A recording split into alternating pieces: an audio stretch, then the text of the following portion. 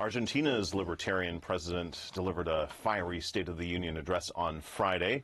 Javier Milei vowing to advance his economic reforms with or without political support. CNN's Iván Sarmenti has more from Buenos Aires.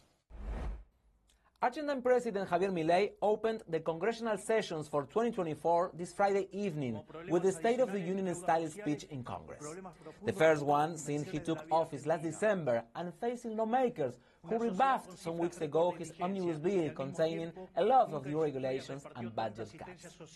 In a Congress dominated by the opposition, he announced a new package of bills and began by stating that Argentina is in the most critical moment in its history. An important part of his speech was to criticize the inheritance received and what he called the impoverishing model. The last few years were an economic disaster, an orgy of public spending, he said. In this message, the libertarian president also announced new cuts and other reforms. Argentina faces high inflation, which predates Milei, but has grown to more than 250% after the new president devalued the currency by 50% last December. It has increased tensions with workers and unions, sparking more strikes and protests.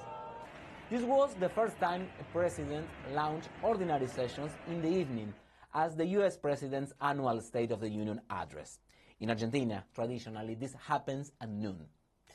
Milei seems to have decided to emulate some American conventions. He did the same in December, when he gave his inauguration speech outside the Congress, as US presidents usually do. Here in Argentina, presidents used to deliver their first address to the nation in the Chamber of Deputies. Although this Friday Milei warned Congress that he would make changes with or without the lawmakers, one of the most important parts of his speech was an invitation to governors, former presidents, and political leaders to a pact, 10 guidelines that aim to reconstruct Argentina. After 70 minutes, Milei finished this address asking for patience and trust. Iván Sarmenti, CNN, Buenos Aires.